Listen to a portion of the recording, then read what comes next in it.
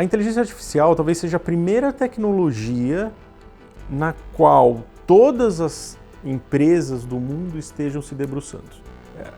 Essa questão da tecnologia, ela já tem sido muito poderosa ao longo desses últimos anos, e com esse advento da inteligência artificial e com esse esforço de todas as companhias nessa direção, eu acho que a gente vai dar mais um salto à frente.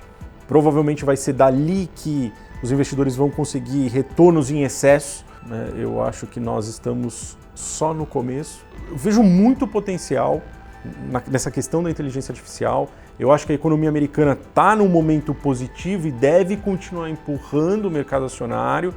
As techs vão se destacar, sem sombra de dúvidas, elas vão continuar entregando lucros muito melhores do que o resto da Bolsa Americana. Assim, olhando para frente, continua assim, muito positivo. Eu acho que tem muito espaço até para a gente ter boas surpresas até o final do ano. Não dá para negar que a tecnologia tem sido o tema do momento. Desde que a narrativa de inteligência artificial ganhou força com o ChatGPT, não se fala em outra coisa, seja para o bem, seja para o mal. Isso vale para o mundo dos investimentos também, já que as ações do setor foram as grandes responsáveis pelo desempenho recorde das bolsas de valores norte-americanas. A lucratividade das ações de tecnologia presentes no Nasdaq cresceu com maior velocidade do que o índice S&P 500 nesses 10 últimos anos, puxadas especialmente pelas Magnificent Seven: Apple, Microsoft, Amazon, Meta, Alphabet, Nvidia e Tesla. A valorização chega a incríveis 440%, crescimento anualizado de 19%. Mas esses dados são passados, nós queremos saber do futuro, do potencial dessas ações. Qual o cenário para este setor e qual a carteira ideal para investir? Você vai saber agora com o CIO da Empíricos Gestão, João Piccioni. João, seja bem-vindo e obrigada pela participação. Oi, Paula, tudo bem? Eu que agradeço a participação. Inteligência artificial tem sido o tema do momento. A gente tem visto as ações puxarem todos os índices ali nas bolsas norte-americanas. Por que a inteligência artificial tem sido tão importante e, principalmente, qual o impacto no mundo dos investimentos? Paula, nesses últimos anos a gente viu uma enxurrada de novas tecnologias, né? A gente viu o 5G, a gente viu os carros elétricos dominando as ruas, a gente viu o cloud computing, blockchain, criptomoedas e por aí vai. A inteligência artificial talvez seja a primeira tecnologia na qual todas as empresas do mundo estejam se debruçando. Desde empresas voltadas mesmo para softwares, até empresas voltadas para desenvolvimento de projetos de engenharia, todas elas estão tentando utilizar de alguma forma a inteligência artificial para gerar, vamos dizer, melhores serviços, ou gerar mais rentabilidade nos seus negócios, ou produtos que consigam escalar com uma velocidade mais rápida. Isso, de certa forma, mostra, né, um poder de fogo dessa tecnologia muito maior do que a gente viu nesses últimos anos e talvez equipare a questão da inteligência artificial vamos dizer, ao lançamento da internet. Né, assim, a força que a inteligência artificial vai ter nos negócios, ou a capacidade dela de fazer com que, vamos dizer, tudo se torne mais rentável, ou que, vamos lá, que os produtos deem mais lucro para os seus acionistas, isso venha com uma velocidade, venha com uma força e realmente surpreenda aí ao longo da próxima década. Então, esse setor tecnologia, principalmente aí ligados à inteligência artificial, não pode faltar, então, na carteira do investidor? Tem que ser ali um foco importante para o investidor brasileiro? Não pode faltar. Provavelmente vai ser dali que os investidores vão conseguir retornos em excesso, né? Vão conseguir fazer com que suas carteiras avancem de verdade, tenham um desempenho aí fora da curva. Essa questão da tecnologia, ela já tem sido muito poderosa ao longo desses últimos anos, e com esse advento da inteligência artificial e com esse esforço de todas as companhias nessa direção, eu acho que a gente vai dar mais um salto à frente. E falando em salto, né, a gente pode falar isso de Nvidia no ano de 2023, que subiu 240%, né, no ano. Essa tendência, falando especificamente aqui de NVIDIA e desse setor de chips, né, que acabou se dando muito bem. Sim. Continua essa tendência positiva? Tem, de repente, aí uma outra fase, de repente, a ser alcançada pelas empresas de tecnologia? Sim, eu acho que nós estamos só no começo e eu vou voltar um pouquinho para trás para contar porque eu acho que é importante.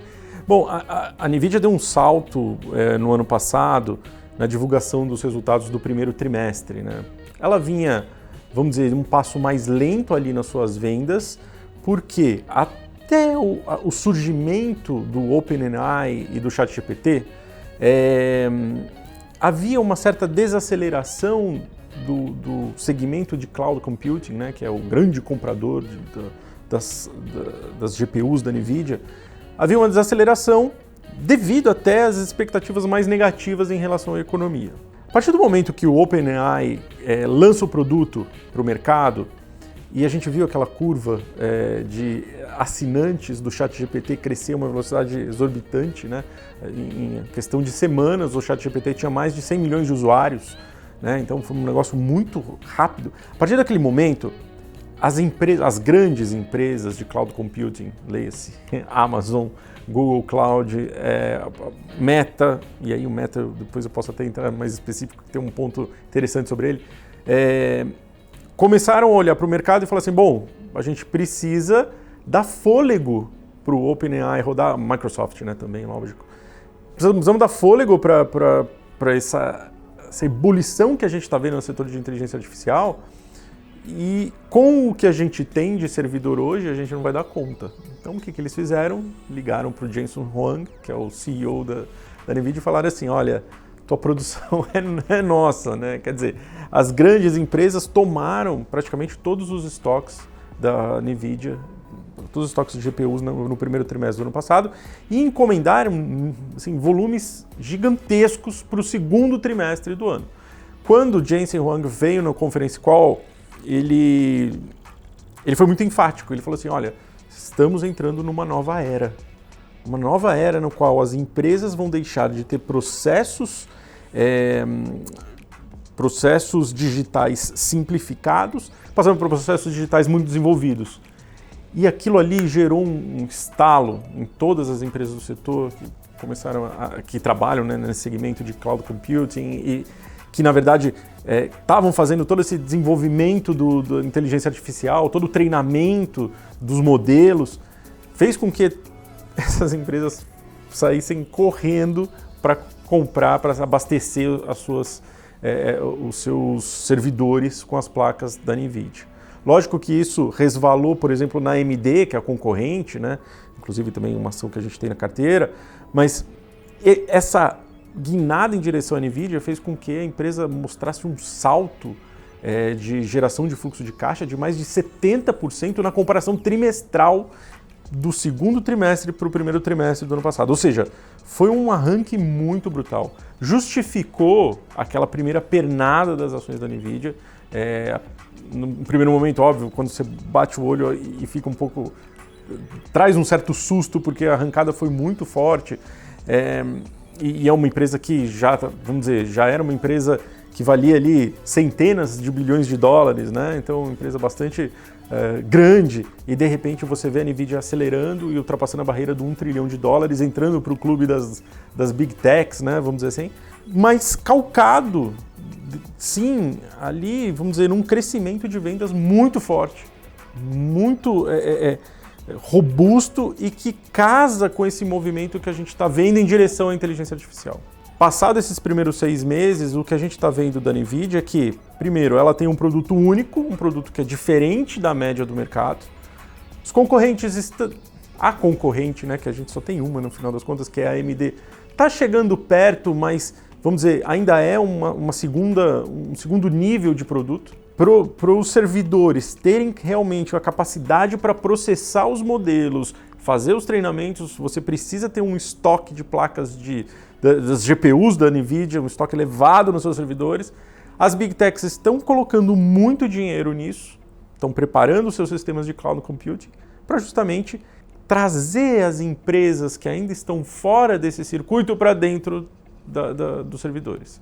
a perspectiva, quando a gente olha para os próximos anos, ela ainda é muito positiva para a NVIDIA, porque no final das contas, tudo que havia sido feito até vamos dizer, metade de 2022, começo de 2023, meio que vai ser descartado.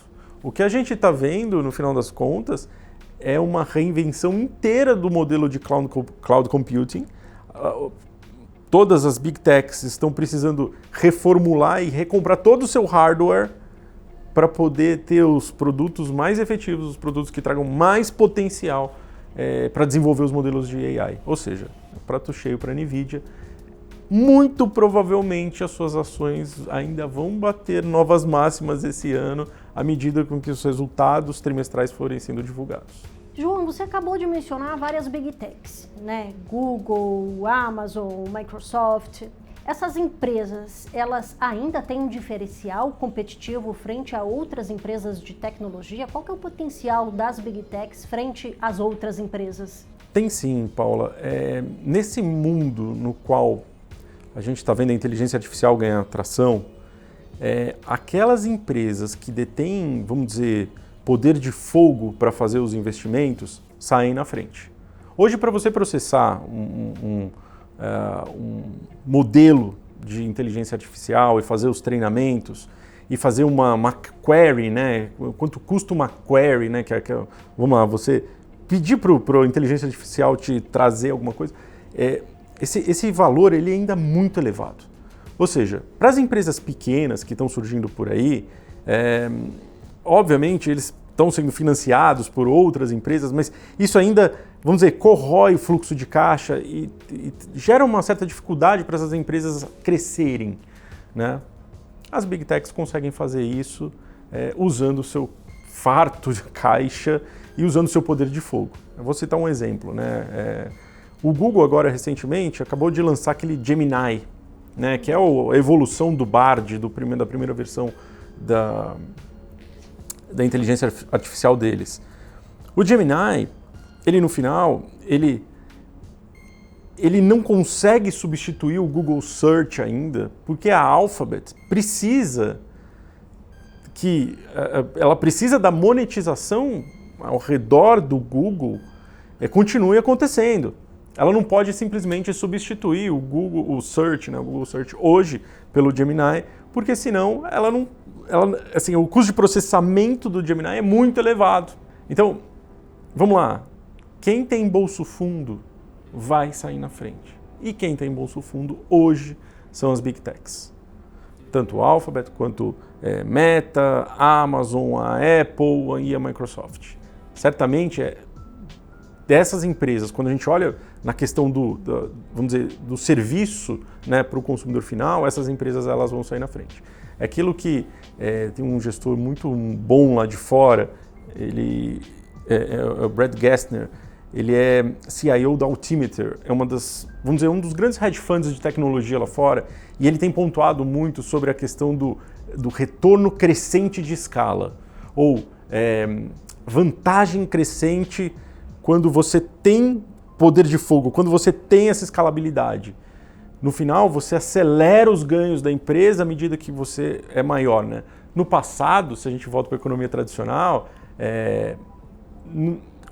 imagina lá uma Petrobras, quando ela fura um poço e tira o petróleo, e qual é a vantagem para ela, vamos dizer, furar um segundo poço? Essa vantagem vai diminuindo com o tempo, né? Quer dizer, a Petrobras vai ficando marginalmente menos rentável à medida que ela vai crescendo. Normal, natural.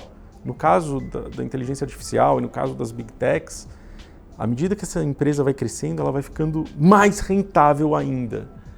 Então esse é, vamos dizer, a bola da vez do mundo da tecnologia, e por isso que se a gente pega, você citou ali logo no começo, a questão da lucratividade do Nasdaq, por isso que a gente viu as Magnificent Seven, na verdade, dispararem, porque no final das contas elas conseguiram retroalimentar a lucratividade delas ao longo desses últimos anos, justamente por conta dessa vantagem competitiva, desse poder de fogo, desse bolso profundo. Falando em lucratividade, a gente está falando aqui, você está falando dessa vantagem que as Big Techs têm, né? E falando em lucratividade, resultado do último trimestre, Meta divulgou um resultado fenomenal. Eu queria que você falasse um pouquinho desse resultado de Meta e, inclusive, percebi que você tem aumentado essa posição em Meta nos últimos meses. Conta um pouquinho mais dessa tese, se realmente aí Meta tem esse potencial todo realmente para ser um bom investimento. Legal, Paula. É até bacana porque a história da Meta, ela traz um pouco de confusão, mas assim, acabou que as coisas deram certo para a empresa. Vamos lá.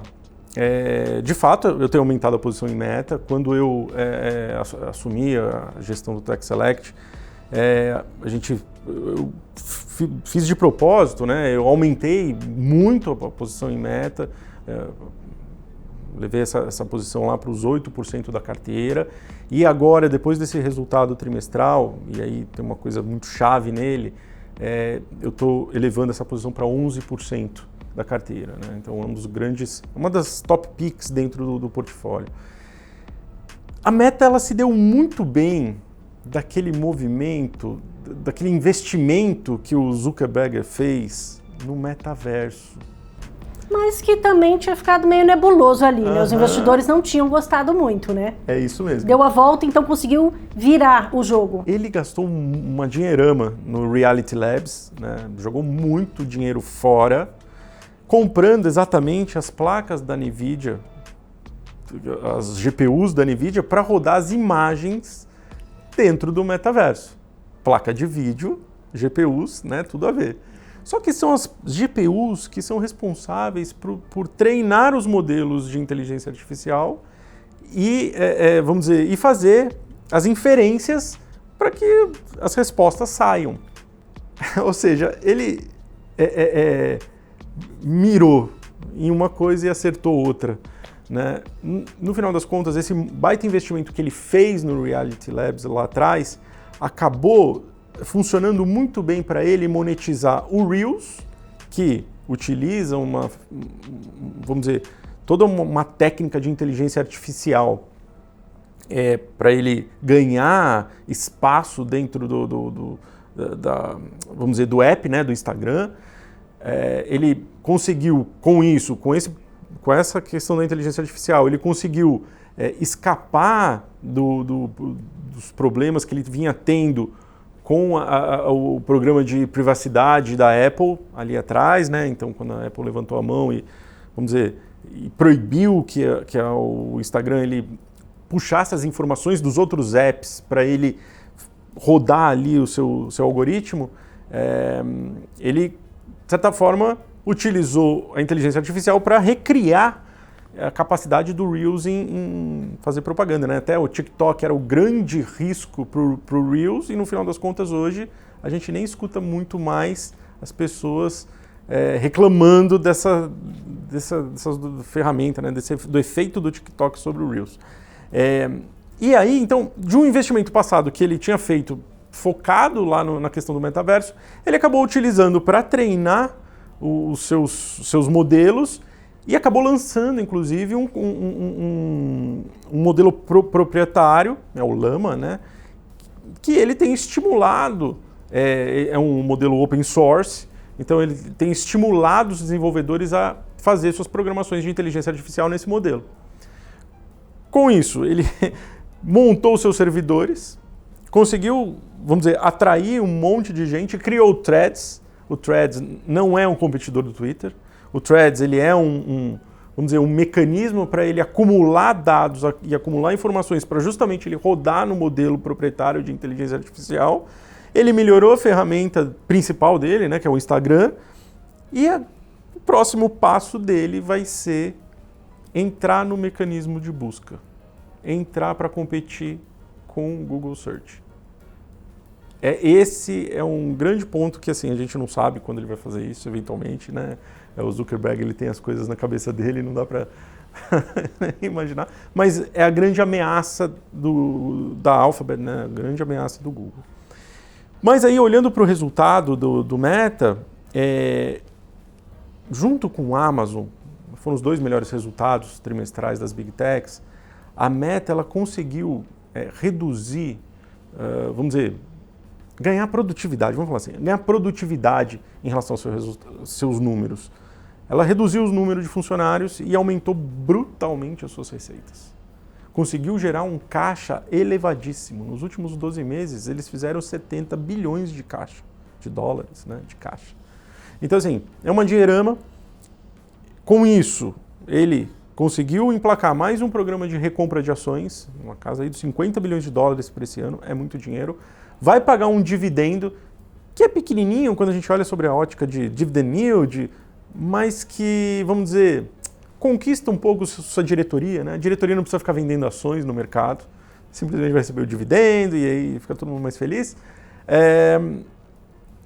E tá, vamos dizer, com um horizonte muito interessante à frente, justamente por conta da inteligência artificial e porque o Instagram voltou a ser, vamos dizer, uma ferramenta preferida das empresas para fazer o seu canal de marketing. Então, acho que as ações da Meta aí ainda tem um bom espaço para crescer, tem um bom espaço para avançar. Tem uma linha de acessório que bem pequenininha ainda, mas que está começando a ganhar atração, que é a linha do Ray-Ban. Eu não sei se você já viu, né? Eles lançaram um óculos que tem a ver com o metaverso dele, mas que é aquele óculos que ele lançou em parceria com a Ray-Ban. É um óculos que bate foto, que filma, toca musiquinha, exatamente. É um óculos bonitinho, assim, nada demais e tal. Não é que nem o da Apple, né?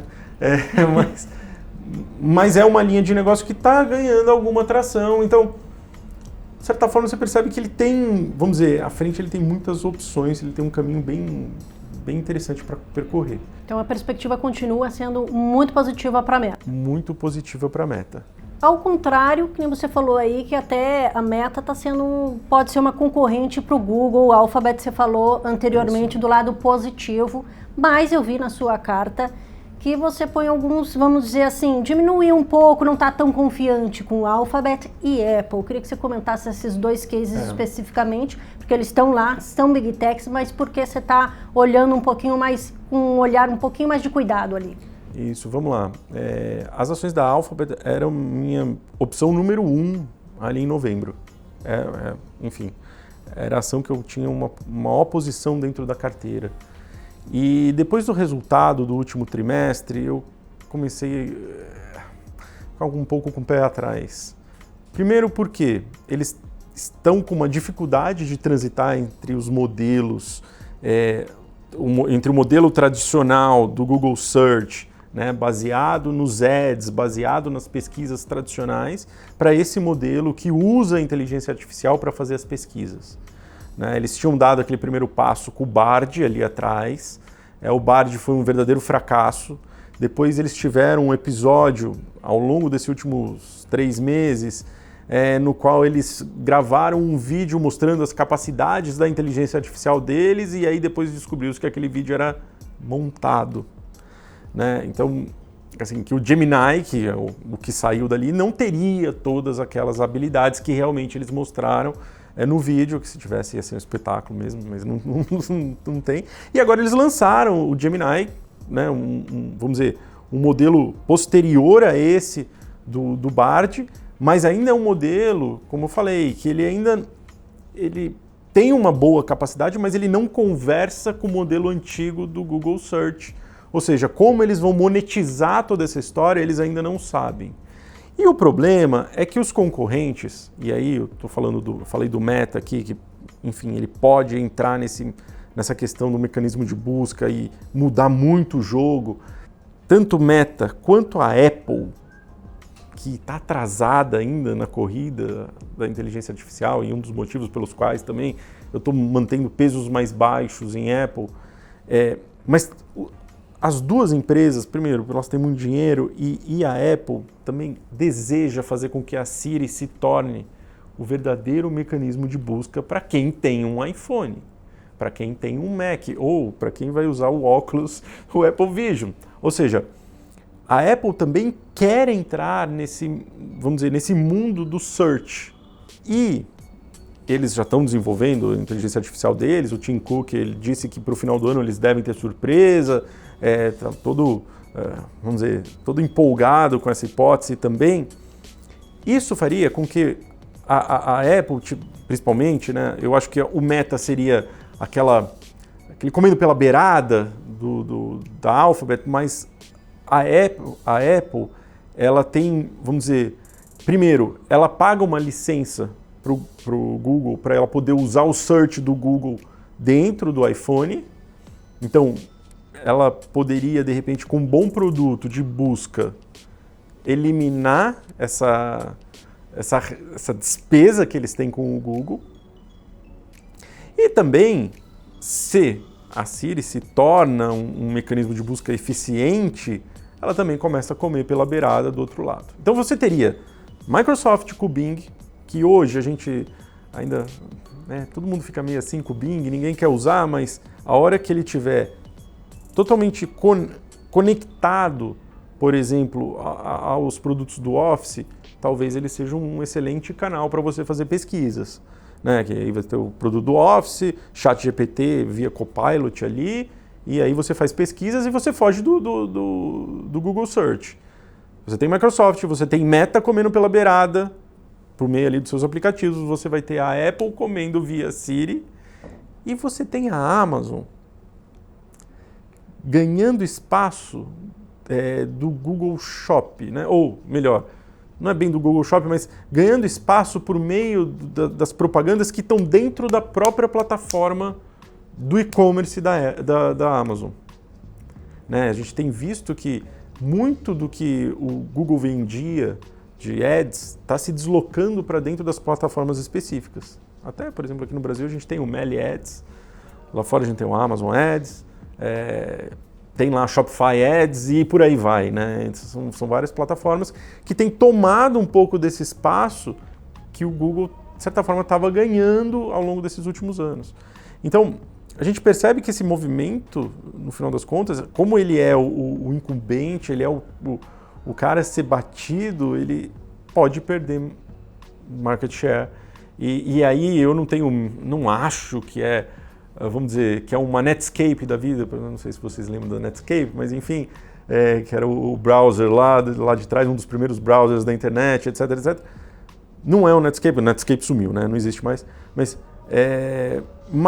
se o market share do Google sair de 95 para 85, isso vai bater nas receitas do Google, vai fazer com que talvez o Google tenha o momento Meta. Né? Se a gente lembrar lá em 2022, as ações da Meta desabaram mais de 70%.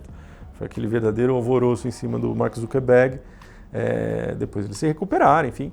Mas talvez a Alphabet possa sofrer esse tipo de coisa. Por isso que eu trouxe o peso das ações da Alphabet bem para baixo.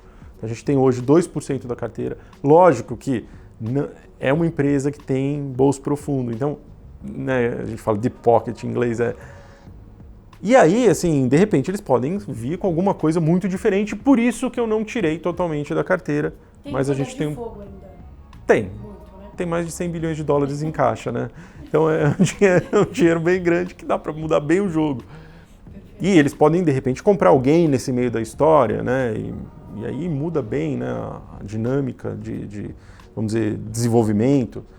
Então eu deixei um pouquinho de Alphabet na carteira ainda, trouxe lá para 2%.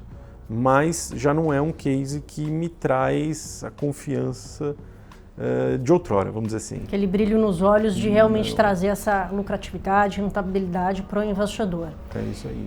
E a gente falou um pouquinho aqui, né, você citou Mark Zuckerberg, a gente tem toda essa questão da própria segurança, né, muito envolvida ali na figura do Mark Zuckerberg, tem ido ao Congresso para falar dessa questão dos dados, da segurança, porque a inteligência artificial, ao mesmo tempo, ela pode ser perigosa. E essa questão da segurança vem sendo muito discutida, né? Sim. Na Europa, inclusive, tem uma nova lei de segurança de cibernética por lá. Enfim, é um assunto muito que a gente precisa discutir. E aí eu queria saber de você, se esse seria um dos riscos dessa tese de inteligência artificial, qual que seria, assim, teria algum impacto relevante nas ações de tecnologia? Como é que você olha para a questão da segurança? Paula, A verdade é assim, bom, os especialistas em inteligência artificial, eles têm pontuado muito a questão da necessidade de se existir vários modelos de inteligência artificial. Então até o Elon Musk é um deles, ele está desenvolvendo a inteligência artificial dele, para que justamente esses modelos eles se enfrentem, vamos dizer, batam de frente mesmo um contra o outro, para que não exista um modelo único, definitivo, que, vamos dizer, domine todos os outros, né? Então, esse é um ponto, talvez, que as leis que vêm por aí, elas vão tentar, vamos dizer, manter esse tipo de competição viva na inteligência artificial. Eles não vão deixar nenhuma das empresas dominar todo o setor, né? Então, vamos lá, se um dia o Meta ficar muito maior que todo mundo, eles não vão deixar o Meta comprar a Apple ou, enfim, né? Ou vice-versa e por aí vai. Justamente porque se você tem um único modelo e esse modelo ele começa a ganhar uma exponencialidade de inteligência, vamos dizer assim, ele pode acabar definindo realmente os rumos, vamos dizer, dos mais diversos desenvolvimentos globais, enfim, qualquer coisa que você pensar. Política, direcionamento de mídia, os fake news, deepfake, por aí vai. Então, por isso que você tem esses vários modelos e eles realmente batem de frente um com o outro para justamente coibir esse tipo de coisa. Então, por exemplo, um modelo consegue detectar se o outro modelo está fazendo um deepfake. Né? Você está vendo um vídeo deepfake, você, talvez como pessoa, você não sabe, mas se você colocar lá um modelo que faça a análise daquilo, ele vai conseguir detectar se aquilo é gerado por uma inteligência artificial. Então, você tem esse tipo de coisa que, enfim, a gente vai ver esse desenvolvimento ao longo dos anos aí. E do lado desse lado do mal também, você tem os hackers. Né? Você tem todo esse time de hackers aí usando inteligência artificial para justamente tentar entrar no sistema das empresas, tentar criar gatilhos ali de invasão das redes dos governos, etc, etc. Nesse sentido, a gente tem as empresas de cybersecurity, né, de cibersegurança, também usando os sistemas de inteligência artificial para justamente tentar prevenir e tentar, vamos dizer, proteger as empresas ao redor do mundo, né? Talvez um dos setores aí que mais tenha avançado nesses últimos anos tenha sido exatamente esse setor de cybersecurity. Por exemplo, a gente tem um investimento nas ações da CrowdStrike, que é uma das empresas aí que tem se destacado nesses últimos anos aí, né, nesse segmento, tem crescido a passos largos e esses caras eles se tornaram a segunda empresa do setor de cibersegurança nesses últimos anos, justamente desenvolvendo lá a sua ferramenta de AI para prevenir ataques, e aí as empresas, todo mundo precisa contratar um negócio desse tipo. A primeira empresa desse setor é a Microsoft hoje em dia, mas já se percebe que já se tornou necessário que existam empresas específicas para justamente, porque, bom, enfim, os concorrentes também não querem ter o produto da Microsoft dentro de casa, né? Então, essa questão da competição ela é muito viva nesse setor também. Mas poderia vir alguma lei, alguma regra? Comentei agora há pouco sobre essa nova lei de segurança lá na Europa, que é uma preocupação lá, a gente tem visto, né, em 2023. De repente poderia vir alguma lei, alguma violação, vamos dizer, em relação à inteligência artificial vinda dos governos, ou você não enxerga esse tipo de risco? Eu acho que vem, mas vem sobre uma ótica de regulação, né? No sentido de que, vamos lá, você não vai deixar ter concentração, enfim, como se fosse, né, essa questão da internet, uma coisa meio parecida com o que tem na internet. Acho que é mais nessa linha. Tá. Eu não acho que vai impedir eu acho que teria um impacto relevante. Perfeito. Exatamente. E falando aqui, continuando com inteligência artificial, a gente falou bastante aqui das Big Techs, mas não se resume só a computadores, software, você acabou de falar de cibersegurança, mas temos visto também projetos surgindo aí em educação, saúde. Como é que você está olhando para essa parte fora, vamos dizer, Big Techs e outras empresas ali, vamos dizer, segundo setor ali, que também tem se aproveitado da inteligência artificial? A gente teve essa primeira perna, talvez, da construção da infraestrutura para o início do uso da inteligência artificial. Nem se sabia direito o que ia ser, na verdade, né? Então, quando a gente fala assim, o cloud computing avançou muito nesses últimos 10 anos. Avançou, de verdade. A gente viu lá as Big Techs dando um passo à frente e montando seus servidores.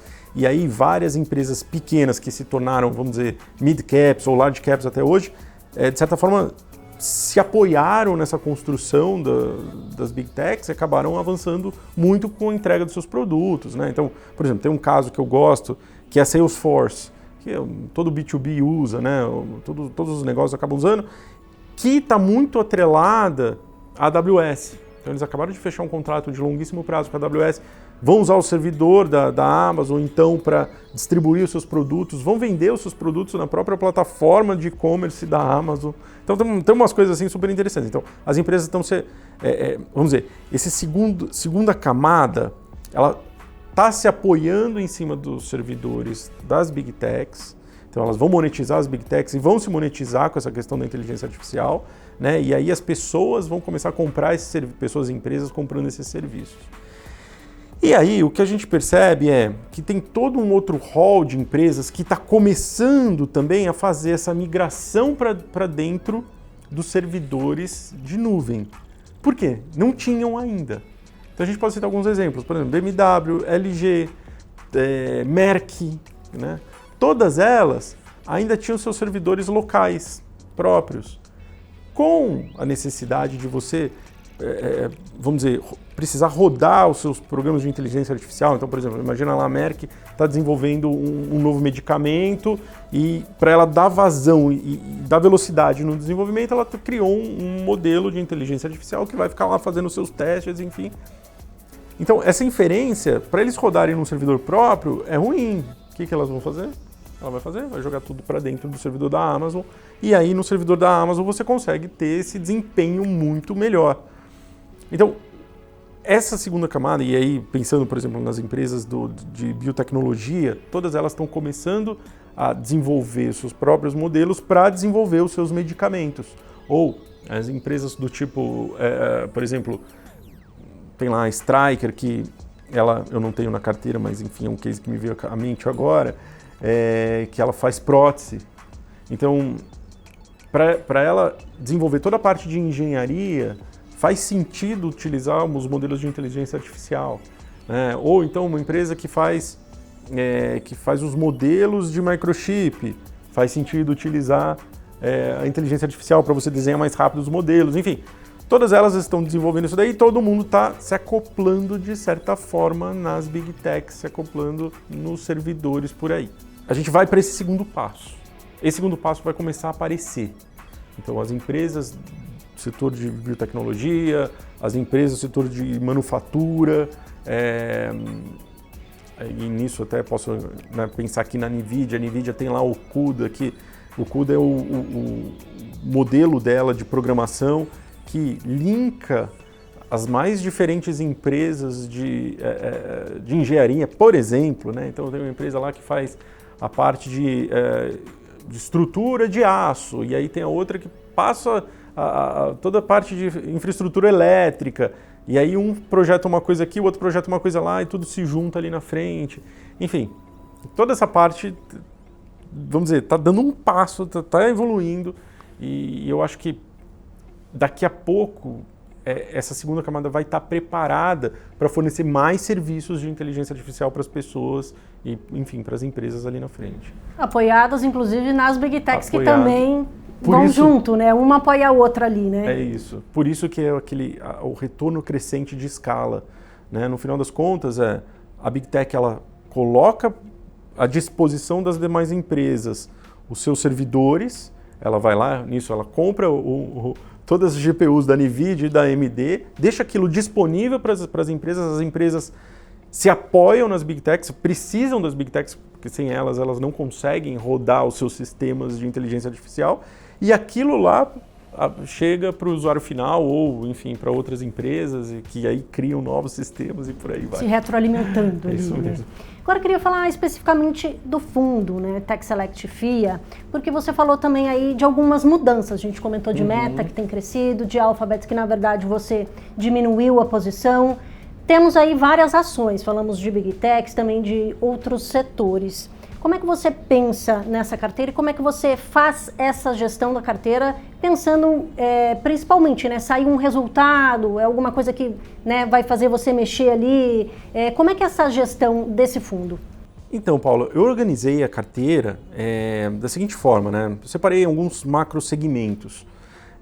Vamos lá, entre eles, Big Techs, segmento de inteligência artificial, segmento de software, cybersecurity, biotecnologia, Ásia e Brasil. Esses dois, eles não são, vamos dizer, eles não são segmentos necessariamente, mas eles são regionais. Eu queria ter um pedaço da carteira em ações, vamos dizer, na Ásia, né? Então eu estou sempre olhando para lá, procurando uma ou outra oportunidade, e também aqui no Brasil. Apesar de que aqui no Brasil a gente não tem, vamos dizer assim, um hall muito grande de empresas de tecnologia que tenham um potencial competitivo, né, ou poderoso que nem a gente vê lá fora, né. Nesses últimos meses, tivemos alguns cases ali que andaram muito bem, né. Eu vou citar aqui só um exemplo, as ações da SML, né, que é uma empresa holandesa que, vamos dizer, que produz todo o maquinário para se produzir os microchips. Enfim, é um case que eu sempre gostei muito da tese e que ganhou muita atração a partir dos resultados da outra empresa de Taiwan, né, da TSM, que divulgou bons números, mostrando que está querendo, vamos dizer, avançar com o plano de investimentos. A SML andou muito bem, subiu aí mais de 50%, até, inclusive nesse período, nesses últimos 3 meses. Uma arrancada muito boa.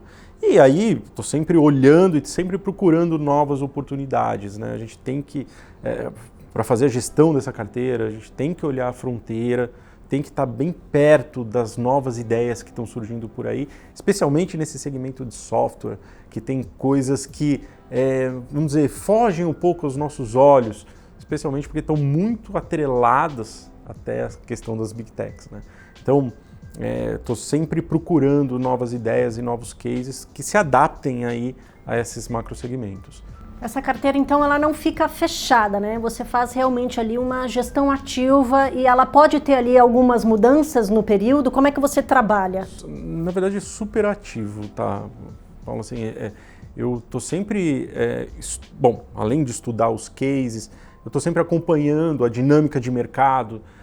Normalmente, tradicionalmente, essas empresas se movem muito quando os resultados vão ser divulgados. Então, estou sempre tentando capturar do lado ali da gestão, né, junto com o time, a gente sempre tenta capturar esses excessos de, vamos dizer, excessos de retorno proveniente de um bom resultado. Por exemplo, as ações da Meta subiram 20% na divulgação dos resultados, então tem sempre uma beiradinha que a gente precisa trabalhar ou realizar um pouquinho de lucro, ou então aproveitar o momento para aumentar uma posição, né? Então, por exemplo, a gente fez isso na virada do ano passado.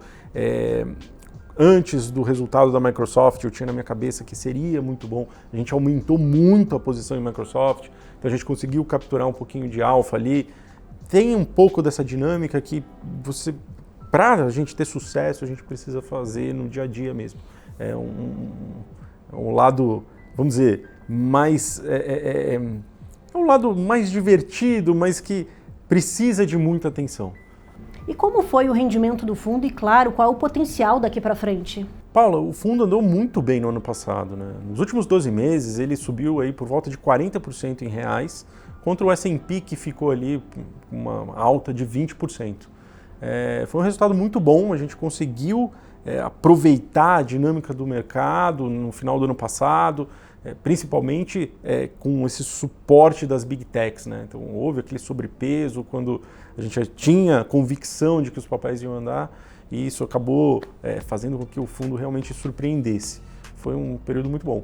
E olhando para frente, assim, eu vejo muito potencial nessa questão da inteligência artificial. Eu acho que a economia americana está num momento positivo e deve continuar empurrando o mercado acionário.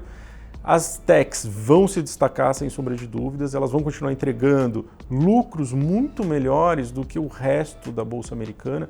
Então elas certamente, vão aumentar a sua participação dentro do portfólio das pessoas, dos investidores. E a gente tem alguns eventos aí que podem dar um empurrãozinho ainda maior. Então, por exemplo, na Europa a gente tem a Olimpíada de Paris, que normalmente mexe positivamente com os mercados, né? Você tem uma demanda bastante positiva, especialmente desse lado de comunicações, servidores, e a inteligência artificial dessa vez vai começar, vamos dizer, a participar dos jogos de uma forma mais intensa. Então a gente vai ver talvez um primeiro evento com esse embalo todo de uma nova tecnologia, né? Então acho que, assim, olhando para frente, continua assim, muito positivo. Acho que tem muito espaço até para a gente ter boas surpresas até o final do ano. Perfeito. E para o investidor e investidora que quer investir no fundo Tech Select, o que precisa fazer?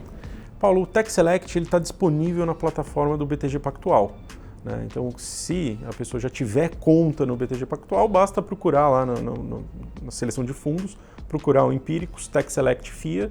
Ele é um fundo para investidor geral, né? Ele não tem limitação, qualquer pessoa pode investir nele. E quem não tem conta, tem que abrir a conta na plataforma do BTG, é um caminho mais fácil. Perfeito, obrigada pelas informações e pela participação hoje com a gente aqui, João. Valeu, Paula, eu que agradeço. Até mais. E se você quiser saber mais sobre as teses de tecnologia, o João fez uma carta completa com todas as teses, todas as indicações dele. É só você clicar no link da descrição. É de graça e vejo você na próxima.